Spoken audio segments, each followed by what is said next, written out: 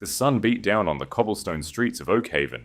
It was a warm, heavy gold, the kind of light that melted the frost from deep within the bones. For 4 long years, Eleanor had chased the sun. She needed it. She needed the heat to wash away the memory of the cold, the memory of the rain. The bakery smelled of yeast, melted butter, and cinnamon. It was a safe smell, a grounding smell. Eleanor buried her hands in the soft dough on the wooden counter. She pushed. She folded. She kneaded. The rhythm was hypnotic. It was the steady heartbeat of her new life. She wore a simple linen dress. The fabric was rough, practical, and stained with flour. Her hands were no longer soft. They were not the hands of a duchess. They were calloused. They were scarred by the oven's heat. They were strong. She preferred these hands. They had built this life. They had built this sanctuary. Outside the open window, the seagulls cried. The salty breeze of the ocean swept through the small shop. It ruffled the stray strands of chestnut hair that had escaped her messy braid. She closed her eyes. She breathed in the salt. She breathed in the peace. But peace was a fragile thing. Sometimes, when the wind howled at night, she was pulled back to the marble floors of the Blackwood estate, back to the towering, unforgiving walls of a home that was never truly hers, back to the night the sky broke open. She could still hear the thunder. It echoed in the dark corners of her mind. She could still feel the freezing rain slicing into her skin like 1,000 tiny blades. She remembered his eyes. Alexander, the Duke of Blackwood, the man who had vowed to protect her, the man who looked at her that night with a disgust so pure it stopped her heart. He had believed the lies. He had listened to the poisoned whispers of his court. He believed she was a traitor, a thief, a woman without honor. He did not give her a chance to speak. He did not see the terror in her eyes. He only pointed to the door. He commanded his guards to throw her out into the merciless storm. He told her she was dead to him. The heavy oak doors had slammed shut. The sound was a final deafening crack. It severed her from her past. It threw her into an abyss. He did not know. He did not know about the secret she carried beneath her rain-soaked cloak. He did not know he was throwing away his own flesh and blood. A sudden clatter broke her reverie. Eleanor's eyes snapped open. The memory of the cold vanished. The warmth of the bakery rushed back in. Mama, look. A small boy burst through the back door. He was a hurricane of energy and laughter. He held up a wooden toy boat, his face smeared with dirt and berry jam. This was Leo. He was 4 years old. He was the center of her universe. He was the reason she survived the freezing nights. He was the fire that kept her walking when she wanted to lay down and die in the mud. Eleanor wiped her flour-dusted hands on her apron. A smile broke across her face. It was a real smile. It reached her eyes and erased the shadows of the past. "Is that a new ship for the Royal Navy, my little lion?" she asked. Her voice was soft melodic and full of absolute adoration. Leo ran to her and wrapped his small arms around her legs. "Mr. Higgins made it for me. It sails in the puddles." Eleanor knelt down. She brushed the dark, unruly curls from his forehead. She wiped a smudge of dirt from his cheek. Her breath hitched. Just for a second. It always did when she looked at him too closely. Leo had her smile. He had her gentle nature. But his face. His face belonged to the man who broke her. He had Alexander's aristocratic jawline. He had the same proud tilt of the chin. And his eyes. The eyes were a mirror she could not escape. They were a piercing, stormy grey. They held the weight of centuries of Blackwood nobility. She loved those eyes, because they were Leo's. She refused to let the ghost of the Duke taint the love she had for her son. "It is a beautiful ship," she whispered, kissing his forehead. "Now go wash those hands. The sweet rolls are almost ready." Leo cheered and sprinted towards the wash basin. Eleanor stood up. She took a deep breath. She looked around her bakery. The sun was still shining. The ovens were warm. She was safe. Leo was safe. The Duke of Blackwood was a lifetime away. He was a ghost. And ghosts could not cross the sea. She turned back to the dough. Suddenly the wind shifted. The bell above the bakery door did not ring. The air in the room simply grew heavy. The salty breeze died away, replaced by a sudden suffocating stillness. Eleanor paused. Her hands hovered over the wooden counter. A strange chill crept up the back of her neck. Outside, the rhythmic crunch of carriage wheels rolled onto the cobblestones of Oakhaven. It was a heavy sound. Deliberate. Powerful. It was a sound that did not belong in a quiet coastal town. Eleanor looked out the window. The golden sunlight seemed to dim. A massive unmarked black carriage had stopped in the town square. 4 coal-black horses stamped their hooves impatiently. The temperature in the bakery seemed to drop. The smell of cinnamon faded. Eleanor's heart began to hammer against her ribs. The rhythm of her peaceful life shattered. She did not know who was in that carriage, but her body remembered the trauma before her mind could process it. She heard the echo of the thunder. She heard the slamming of a heavy oak door. The storm had found her. The carriage swayed. The velvet curtains were drawn tight. Alexander preferred the dark. It matched the inside of his mind. He sat in the corner of the opulent cabin. He was a creature of shadows. He was the Duke of Blackwood. Men feared his name. Kings sought his counsel. But in the silence of this carriage he was nothing but a hollow shell. He poured a glass of amber liquid from a crystal decanter. His hand trembled. Just a fraction. But it was there. He downed the whiskey. It burned his throat.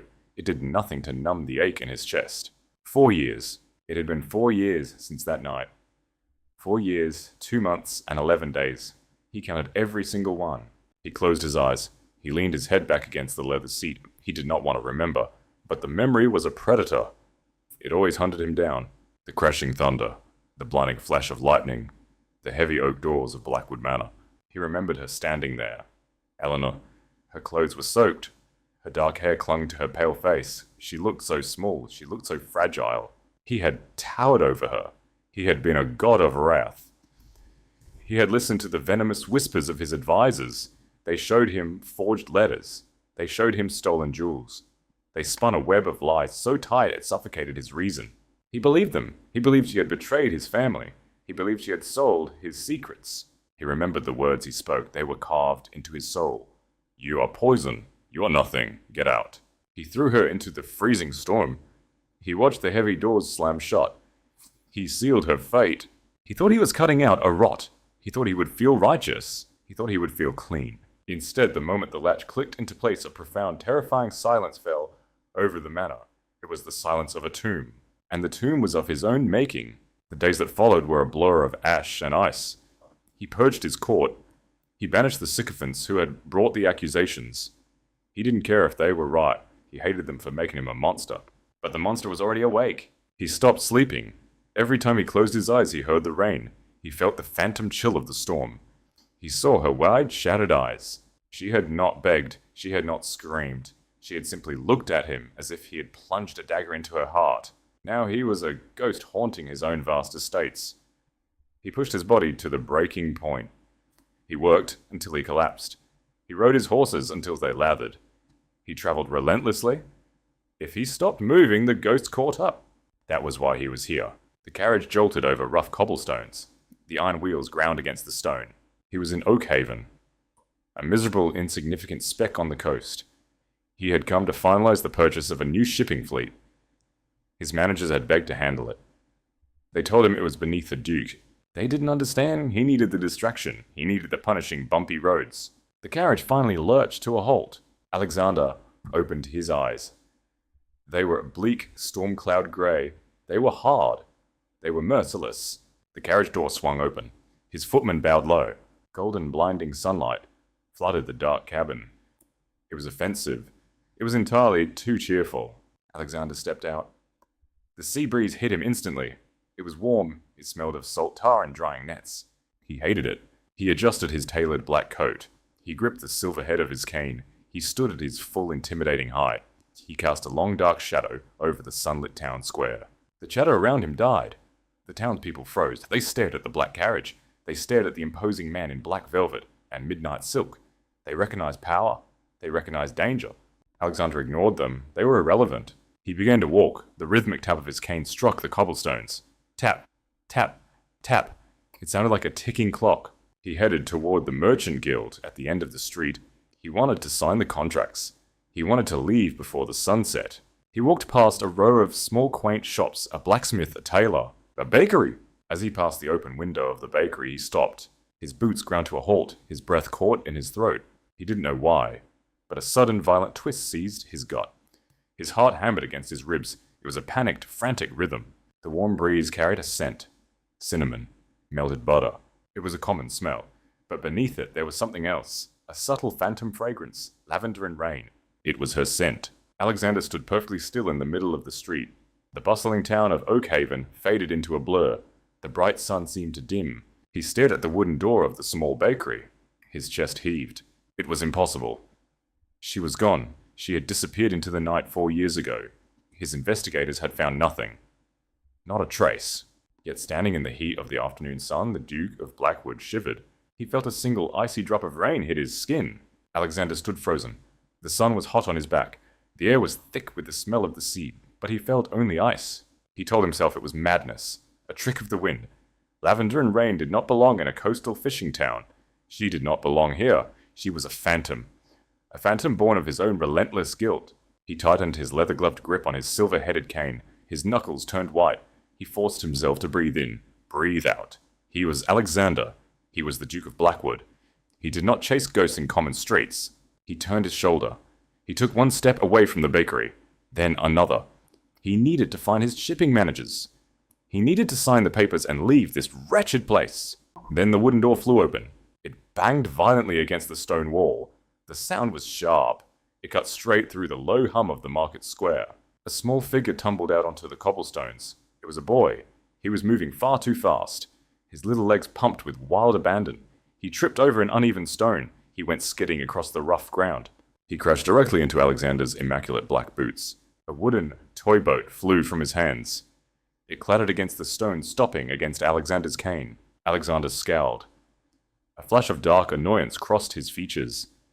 He looked down. He expected a crying urchin. He expected a frantic apologizing mother running out to beg for his pardon.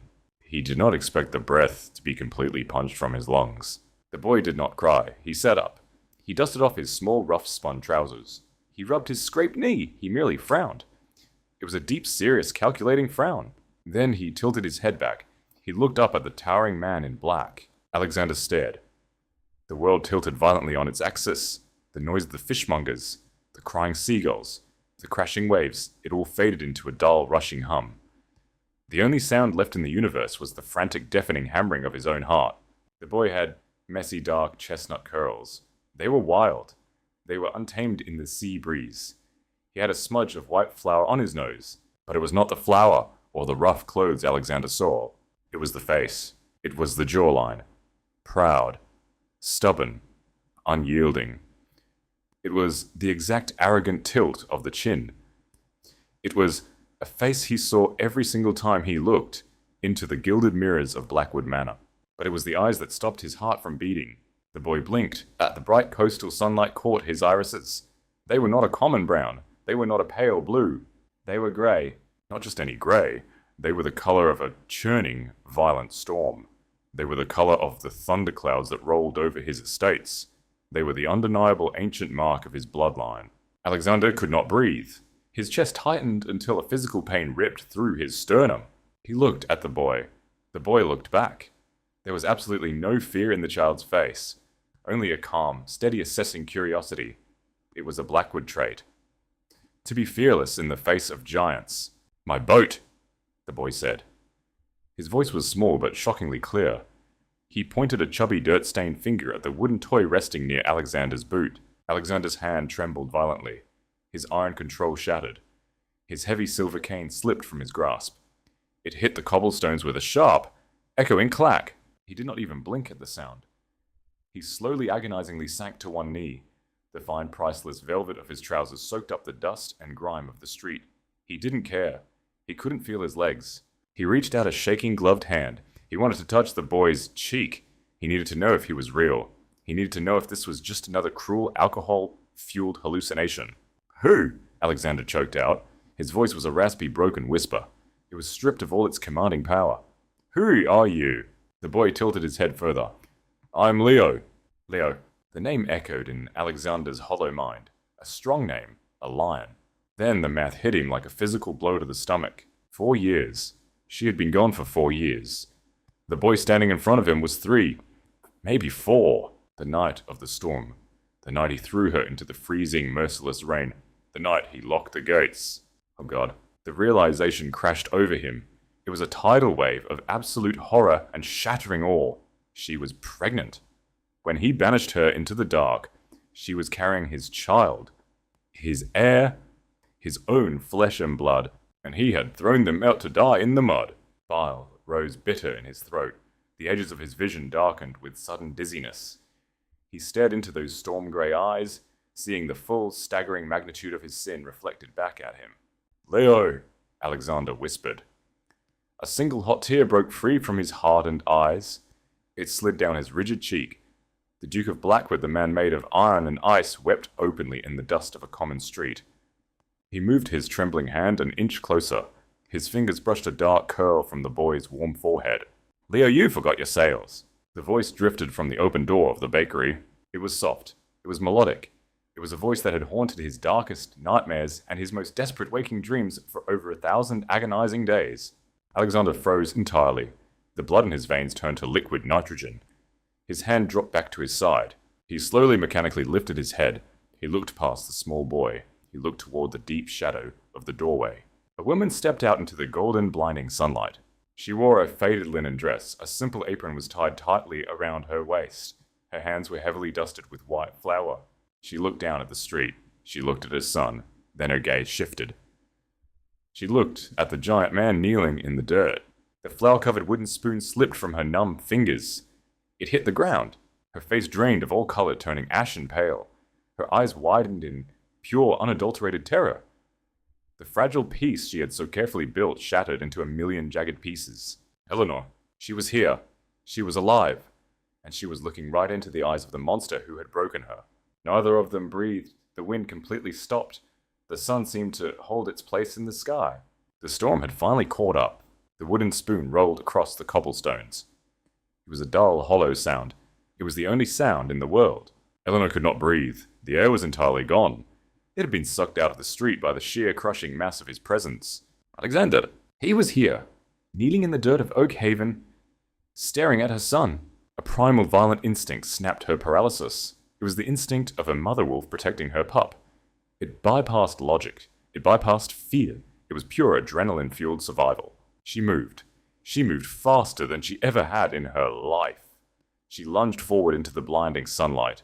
She grabbed Leo by his small, rough-spun shirt. She yanked him back with a fierce, desperate strength. She pulled him behind her thick linen skirts. She shielded him from the storm. She shielded him from the Duke. "Mama?" Leo asked. His voice was small. It was confused. It was entirely innocent. It was a terrible, jarring contrast to the silent war suddenly raging above his head. "Hush, Leo," Eleanor said. Her voice was not soft. It was iron. It was forged in the freezing rain and the fires of her own resilience. Alexander slowly rose. He looked like a fallen titan, waking from a nightmare. The grey dust clung to his immaculate black velvet trousers. He did not brush it off. He did not seem to notice. He stood at his full, intimidating height. He cast a long, cold shadow over her. But Eleanor did not shrink. 4 years ago, she would have trembled. 4 years ago, she would have fallen to her knees and wept at his feet, begging for him to listen. Not today. Today she was a wall of solid ice. Eleanor," Alexander breathed. His voice was a ragged, broken sound. It sounded like tearing silk. It carried the weight of 1,000 sleepless nights. He took a hesitant step forward. He reached out a trembling, gloved hand toward her face. "Do not say my name!" Her words sliced through the warm, coastal air. They were sharper than any executioner's blade. Alexander flinched. The great and terrible Duke of Blackwood physically recoiled. His trembling hand dropped to his side. He looked at her. He really looked at her for the first time in 4 years. He saw the white flour dusting her apron. He saw the heavy calluses on her once soft hands. He saw the fierce, unyielding light burning in her eyes. She was no longer the fragile girl he had broken. She was a queen of her own making. She was magnificent. And she hated him. Then his gaze drifted downward. It locked onto the small boy, peering curiously out from behind her skirt. "The boy," Alexander whispered. His massive chest heaved. Every single breath seemed to cause him physical agony. "Eleanor," his eyes. He is mine." Eleanor cut him off instantly. Her tone was absolute. It left no room for debate. "He is mine," Alexander insisted. The desperation in his voice was raw. It was bleeding. "Eleanor, I can see it. He has my face. He has the Blackwood eyes. You were with child. When I... He could not finish the sentence. The memory of the heavy oak doors slamming shut choked him. Eleanor's face remained a mask of flawless, unreadable marble. Inside her heart was a trapped bird battering violently against her ribs. She was terrified. She was cornered. But she would die before she let him see her bleed. You see what you want to see, Your Grace. She spat his title like a vile curse. You see ghosts because your conscience is rotting from the inside out. Alexander stared at her. His stormy grey eyes were wide. They were pleading. He is 3 years old. Alexander said, his voice shaking uncontrollably. The timeline. The eyes. Do not lie to me, Eleanor. I beg of you. I'm on my knees in my mind. Do not lie to me now. I do not owe you the truth. She snapped, her eyes narrowing. But I will give it to you, so you will turn your carriage around and never come back. She lifted her chin. She looked straight into his hollow, haunted soul. I nearly died in that rain, Alexander. I bled in the mud. It was a partial truth. The most convincing lies always were. Whatever tied us together died that night. You killed it. You made sure of it. Alexander let out a choked, devastated gasp. He took a staggering step back. It was as if she had driven a physical wooden stake directly into his chest. I crawled to the coast. Eleanor continued. Her rhythm was hypnotic in its cold, steady cruelty. I met a man, a sailor. A good, kind man who did not throw women into freezing storms based on the whispers of snakes. He gave me a home. He gave me a son. She reached down and pulled Leo closer to her leg, resting a protective hand on his dark curls. Leo is his son, not yours. Alexander shook his head violently. No, I don't believe you. I can see myself in him, his eyes. Many men have grey eyes, Your Grace. Eleanor said coldly, not blinking once. The world does not revolve around the sacred Blackwood bloodline. A heavy, suffocating silence fell over the cobblestone street. The smell of burning sugar began to drift from the open bakery door. Her sweet rolls were burning in the oven. She didn't care. Let them burn. Let it all burn. Alexander looked utterly shattered. He looked like a man who had just been handed his own death sentence and told to read it aloud. He stared at the boy. Then he stared back at Eleanor. He searched her face for a single crack, for a tiny flicker of deceit. But Eleanor was a fortress. She had built these defensive walls stone by agonizing stone over 4 long years. He could not break them down with a single tearful look in the middle of the street. Your husband! Alexander forced the words out. They tasted like bitter ash on his tongue. Where is he? The sea took him last winter. Eleanor lied, smoothly. Her face remained a perfect blank canvas of mild grief. Now it is just Leo and me, and we do not need the charity of the money or the pathetic pity of a monster. Alexander flinched again. The word, a monster, hit him perfectly. It was a flawless strike.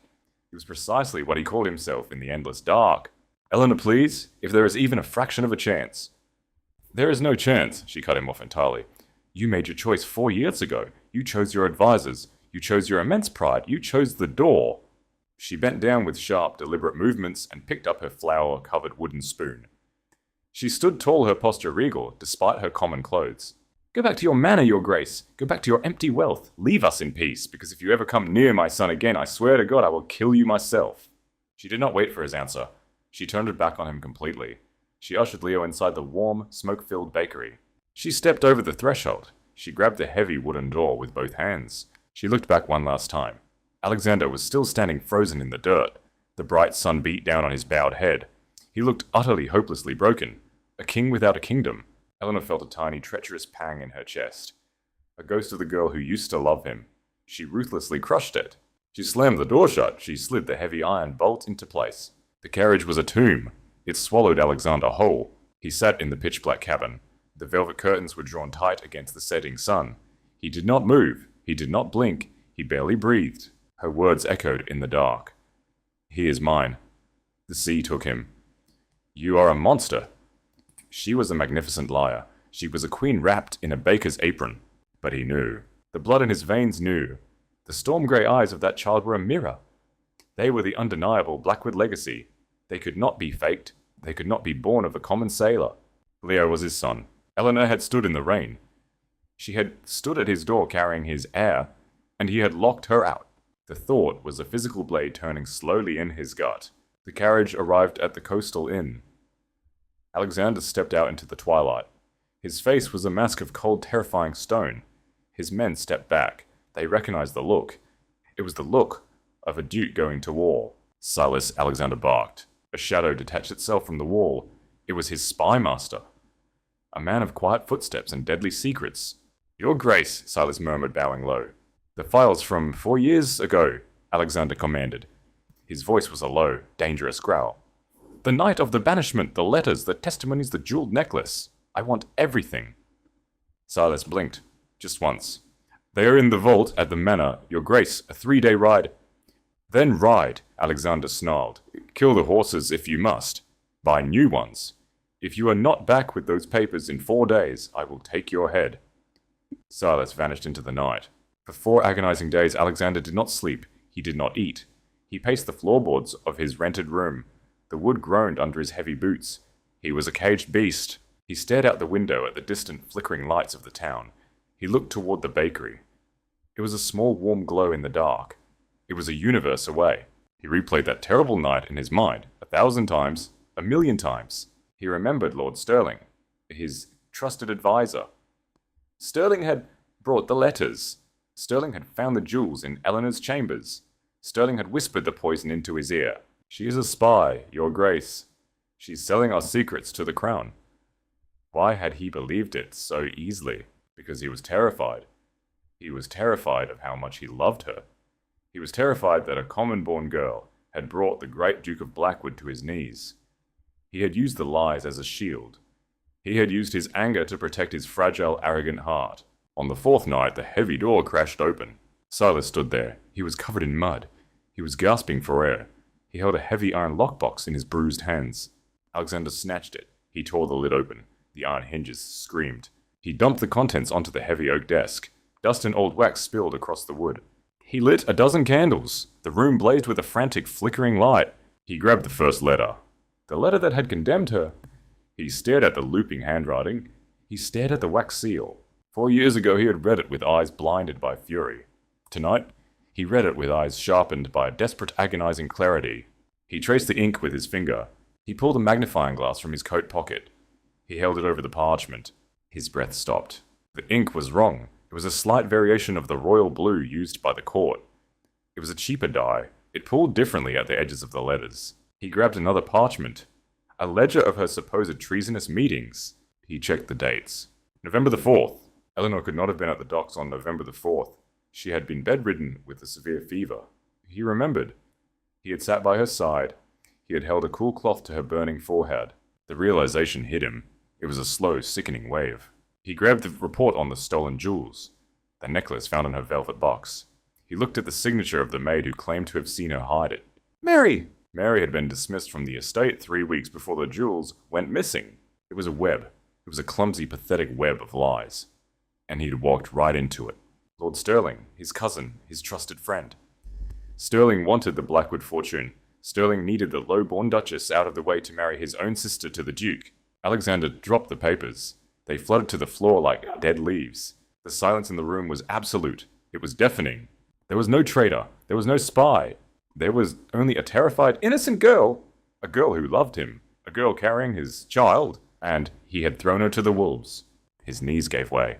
The great Duke of Blackwood hit the wooden floorboards. The sound was a heavy, hollow thud. He gripped the edges of the heavy oak desk. His knuckles turned bone white. He bowed his head. A sound tore from his throat. It was not a sob. It was a roar. It was the sound of a man being ripped in half by his own soul. It was a howl of pure, unadulterated agony. He was the monster. He was the villain of his own story. He had destroyed the only beautiful thing in his dark, miserable life. He had doomed his own son to grow up without a father. He pressed his forehead against the cold, rough wood of the floor. He squeezed his eyes shut. But the tears came anyway. They were hot. They were bitter. They tasted like salt and regret. Eleanor. The name was a prayer on his lips. A prayer he had no right to speak. He had to fix it. He had to crawl on his hands and knees over broken glass if he had to. He looked up. The candles flickered, casting long demonic shadows against the wall. He would burn Lord Sterling to ash. He would tear his own court apart. But first he had to go back into the storm. He had to face the woman he had broken. The sky over Oakhaven turned a bruised, violent purple. The ocean roared against the jagged black cliffs. The wind howled through the narrow, winding streets. Then the sky broke open. The rain fell in solid, freezing sheets. It was merciless. It was blinding. It was a perfect, cruel echo of the night he had destroyed his own soul. Alexander did not order his carriage. He did not grab a heavy wool cloak. He wore only his white linen shirt and dark trousers. He walked straight out of the inn and into the teeth of the storm. The icy drops slashed at his face like tiny knives. They soaked his clothes in seconds. They plastered his dark hair to his forehead. He welcomed the bitter biting sting. He wanted the cold. He wanted the punishment. It was nothing compared to the raging tearing agony in his chest. He walked through the empty town square. The cobblestones were slick and treacherous with mud. The world was a grey, rushing, violent blur. He didn't care if he caught his death. He didn't care if he drowned in the street.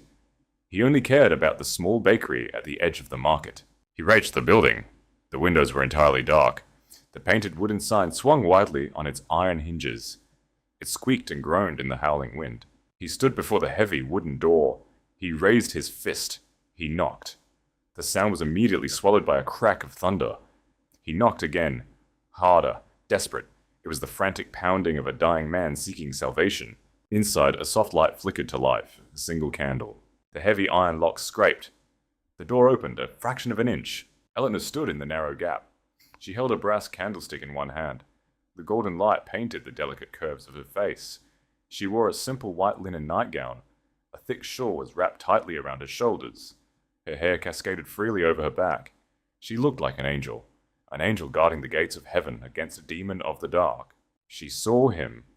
Her eyes instantly hardened into dull, unbreakable flint. She moved to slam the door shut. Alexander moved faster. He did not push the door. He did not force his way inside. He simply collapsed. His knees hit the freezing mud. The sound was a wet, heavy, sickening thud.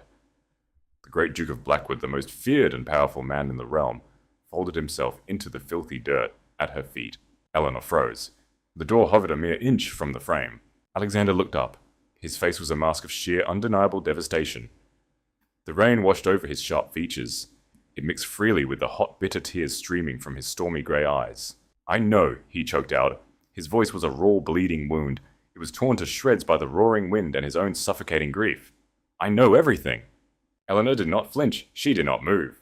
The candle flickered wildly in the cold draught. "Sterling." Alexander gasped. He bowed his heavy head. His forehead nearly touched the muddy, soaked leather of her boots. "The forged letters! The planted jewels! The poison they poured into my ears! I saw the ink, Eleanor. I saw the dates. I know you were innocent. I know they lied." Silence. Only the relentless roar of the rain answered him. "I know he is my son." Alexander wept. The words tore from his chest like jagged, broken glass. "I know I threw my pregnant wife into a freezing storm. I know what I did. I know I am a monster." He looked up again. He reached out a violently shaking, mud-streaked hand. He did not dare touch the pristine white hem of her gown. He held his hand inches away, suspended in the freezing rain. "I was terrified," he confessed. He laid his rotting black soul completely bare. "I was terrified of how much I loved you. I let my immense pride blind me. I let them manipulate my fear because I was a coward." He coughed harshly. The rain battered his broad, shaking shoulders. He looked so small. He looked entirely, irrevocably broken. He pressed his face into his muddy, trembling hands. His broad shoulders shook with violent, racking sobs. It was the terrifying sound of a man who had lost his mind to absolute grief. "Just let me breathe the same air as him," Alexander whispered into the wet dirt. "Just let me know you are safe. Please, Eleanor. I'm begging you. I'm on my knees in the mud, please." Eleanor looked down at the broken Titan. The freezing rain blew onto her face. It was ice cold. But it did not reach her heart. Her heart was permanently locked away in a solid steel box. It had to be. She had built that box to survive. She had built it for Leo. She looked at his shaking, pathetic frame. She remembered the warmth of his strong arms. She remembered the deep, rumbling sound of his laugh in the dark. Then she remembered the sound of the heavy oak doors slamming shut. She remembered the terrifying feeling of the icy mud seeping into her skin while she clutched her swollen, aching belly. She remembered waiting for death. Her face remained a flawless, terrifying mask of absolute ice. "You are 4 years too late, Your Grace," Eleanor said. Her voice was not angry. It was not loud. It was utterly, terrifyingly empty. "The sea took my husband, but he was a better man than you will ever be," she continued smoothly, twisting the invisible knife deeper into his chest. "He warmed me when you froze me. He loved me when you discarded me. He gave Leo a name when you gave him a death sentence. Alexander let out a shattered, breathless gasp. He clutched his chest as if she had shot him. Your apologies are worthless, Eleanor said. She stepped back into the golden warmth of her sanctuary. Your title means nothing here. Your tears are 4 years too late. You died to me that night in the rain, Alexander, and ghosts cannot beg. She looked at him one last time. There was absolutely no pity in her beautiful eyes. Only the cold, hard, unyielding reflection of a survivor. Do not knock on my door again. She closed the door. The heavy iron and bolt slid into place with a definitive, echoing final click.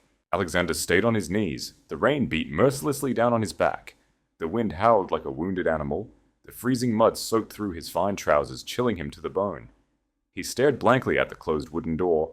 He was completely alone in the dark, and this time the storm was inside him.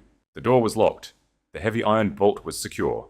But Eleanor did not feel safe. She pressed her back against the solid wood. The cold from the rain seeped through the cracks. It chilled her spine. She slid down to the floor. She pulled her knees to her chest. Her heart hammered a frantic rhythm. Thump, thump, thump. Alexander had been on his knees. The great Duke of Blackwood, crying in the freezing mud. A part of her wanted to weep. A part of her wanted to open the door. The ghost of the fragile girl who loved him screamed in the dark. She ruthlessly silenced it. She was a mother. She was a shield.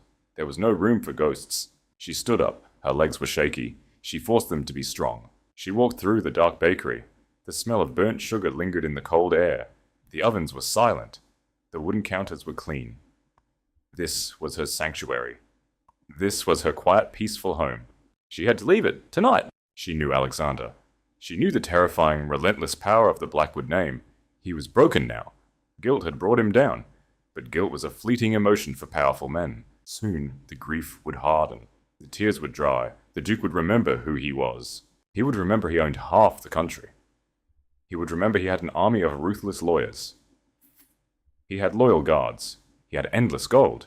He would not leave his sole heir in a coastal bakery. He would return. He would demand his son. The law would stand behind him. The world belonged to men like him. Eleanor would not let that happen. She would die first. She entered the small bedroom at the back of the shop. A single trembling candle cast dancing shadows on the plaster wall. Leo was asleep. He was a small lump beneath a thick patchwork quilt. His chest rose and fell in a steady, peaceful rhythm. He clutched his wooden boat tightly in one hand. Eleanor stared at his face, the dark, unruly curls, the strong jaw, the undeniable Blackwood bloodline. I will not let him take you, she whispered into the silence. It was a vow. It was an unbreakable oath forged in iron and fear. She moved quickly. She moved silently. Adrenaline burned hot in her veins. She pulled a worn leather satchel from under the bed. She opened the heavy wooden dresser. She did not pack the delicate linen dresses. She packed the thick wool, the rough spun shirts, the heavy cloaks. Survival prioritized over comfort. She walked to the loose floorboard near the cold stone hearth. She pried it open with a kitchen knife. She pulled out a small heavy canvas pouch. It clinked softly. Her savings. 4 years of flour, heat, and sweat. It was not a fortune, but it was enough to buy a carriage in the dead of night, enough to disappear. She shoved the pouch deep into the satchel. She buckled the leather straps. Her hands were trembling violently. She ignored them. The antique clock on the wall ticked loudly. Tick, tock, tick, tock. Time was slipping away. Every second she stayed was a second Alexander used to recover his immense strength. She walked over to the bed. She sat gently on the edge. The mattress sank slightly under her weight. She placed a hand on Leo's small shoulder. She shook him softly. Leo, she murmured. Her voice was incredibly steady. She hid her roaring terror behind a flawless wall of maternal warmth. The boy stirred. He rubbed his eyes with small, sleepy fists. He blinked in the dim golden candlelight. Mama, he mumbled. His voice was thick and heavy with sleep. Wake up, my little lion, she said softly. She stroked his messy hair. We are going on a trip. Leo sat up slowly. He looked around in confusion. A trip now, it is dark outside. It is a secret adventure. Eleanor lied smoothly. It was the most desperate lie of her life. We must leave before the sun wakes up. Will you be brave for me? Leo looked at her face. He saw the intense seriousness in her eyes. He nodded slowly. He clutched his wooden boat tighter against his chest. I am brave. I know you are, she whispered, kissing his warm forehead. She dressed him in his warmest, heaviest clothes. Thick woolen trousers, a bulky knitted sweater, tiny leather boots. She wrapped a dark heavy cloak securely around his shoulders. She swung her own thick cloak over her simple dress. She pulled the large hood up, hiding her face deep in the shadows. She grabbed the heavy leather satchel. She picked Leo up. He felt heavy. He was growing so fast, but she held him fiercely against her chest. He wrapped his arms around her neck and rested his head on her shoulder. He was already drifting back to sleep. Eleanor leaned over and blew out the candle. The room plunged into absolute suffocating darkness. She walked to the back door of the bakery. She paused. She took one last heartbreaking look around her sanctuary. The thick shadows hid the flower stains. They hid the warmth and the safety she had built from nothing. She turned the cold iron latch. She pushed the door open. The violent storm had finally passed. The heavy rain was gone, but a thick freezing fog had rolled in off the black ocean. It swallowed the cobblestone streets. It hid the entire world in a veil of chilling grey mist. It was perfect. It was a ghostly shroud to hide a mother and her child. Eleanor stepped out into the biting cold. She closed the door behind her. She did not bother to lock it. There was absolutely nothing left inside worth protecting. Her entire universe was in her arms. She began to walk toward the livery stables on the far edge of town. Her boots made soft muffled sounds against the wet stones. The freezing fog wrapped around her like a damp blanket. She walked straight into the terrifying unknown. She was a fugitive. She was a mother on the run. And she would not stop running until the Duke of Blackwood was nothing but a nightmare lost in the dark. The hired carriage rattled. The wooden wheels groaned loudly against the rutted dirt road. The freezing fog clung to the glass windows. It was thick. It was blinding. Inside, the air was stale and brutally cold. Eleanor sat stiffly on the cracked leather seat. She held Leo tight against her chest. He was asleep, wrapped securely in a heavy wool blanket. The rhythmic, violent swaying of the carriage kept him under. Eleanor did not sleep. Her eyes darted constantly to the dark windows. Her heart beat a frantic, exhausting drum against her ribs. She listened to the thud of the horse's hooves. Thud, thud, thud. Every mile was a victory. Every shadow was a threat. They were an hour outside of Oakhaven. The town was behind them. The sprawling, dangerous world was ahead. Suddenly the carriage jerked. The horses screamed in panic. The driver shouted fiercely into the freezing mist. The carriage skidded violently on the wet dirt. The heavy iron wheels locked. They ground to a brutal, shuddering halt. Eleanor gasped loudly. She gripped Leo instinctively. Her blood turned to absolute ice. She heard the heavy thud of boots on the wet earth. Deliberate, powerful, terrifyingly familiar. They had not escaped. He had found them. Eleanor slid her free hand deep into her cloak. Her fingers wrapped around the cold wooden handle of a kitchen knife. It was a pathetic weapon against a duke. It was nothing against his guards. But a cornered mother was a deadly thing. She would not let him take her son. Footsteps approached the carriage door. The grey fog swirled around a massive dark silhouette. The iron latch clicked. The door swung forcefully open. Cold, damp air rushed into the cramped cabin. Alexander stood in the opening. He did not wear his immaculate velvet coat. He wore a simple dark riding cloak. It was completely soaked with heavy mist. His dark hair was wild. His stormy grey eyes were hollow, bloodshot, and frantic. He looked exactly like a ghost haunting the desolate moors. Eleanor raised the knife. Her hand shook violently. The sharp blade gleamed in the pale moonlight filtering through the fumes. "Stay back!" she hissed. Her voice was pure, lethal venom. "If you try to take him, I swear to God I will kill you!" Alexander looked at the trembling knife. He did not flinch. He did not step forward to disarm her. He looked past the blade to the sleeping boy in her arms. A look of unimaginable, soul-crushing pain crossed his sharp features. "I am not here to take him," Alexander said. His voice was a low, raspy whisper. It carried no command. It carried no aristocratic authority. It carried only absolute surrender. Eleanor's grip tightened on the handle. She did not believe him. Dukes did not surrender. Monsters did not yield. Alexander slowly reached into his soaked cloak. Eleanor braced herself. She prepared to strike. But he did not draw a weapon. He pulled out a thick, heavy leather folio. It was bound tightly with a red wax seal. The ancient seal of the Blackwood estate. He gently placed it on the empty, cracked leather seat across from her. "What is this?" Eleanor demanded. Her panicked eyes darted from his exhausted face to the folio. "Everything," Alexander answered simply. He took a slow, deliberate step back from the carriage. The thick fog coiled around his muddy boots. The deeds to the coastal estates, the shipping fleets, the gold reserves in the capital. He listed the items with a dead, hollow voice. "They are in his name." In Leo's name, in your name. You control it all. Eleanor stared at him. The knife wavered slightly in the air. This is a trick. There are no more tricks, Eleanor, Alexander said. A single ragged breath shuddered violently through his massive chest. I brought my lawyers to Oakhaven yesterday. It is done. The ink is already dry. I've stripped myself of the wealth. I have stripped myself of the terrifying power that made me a monster. He looked at her. He really looked at her. He saw the sheer terror in her beautiful eyes. He saw the desperate knife. And he hated himself more than he ever thought a human soul could endure. You were right to run, he confessed softly. I am a danger. My world is a poison. I dragged you into the dark once. I will not let my cursed shadow touch him. Alexander slowly sank to his knees, right there in the muddy, freezing road. Eleanor watched in completely stunned silence. The greatest, most feared lord in the realm was kneeling in the dirt. Again. I swear on my miserable life, Eleanor. Alexander vowed. His voice cracked deeply. It was a solemn, unbreakable oath. I will never force you. I will never take him from you. I will build an army to guard you from the shadows. I will bleed to ensure you never go hungry, but I will never cross your threshold unless you call my name. He bowed his heavy head. The cold mist settled on his dark hair like a physical weight. Go, he whispered. Live your life in the sun, and tell him his father was a fool. Alexander reached up with a shaking hand.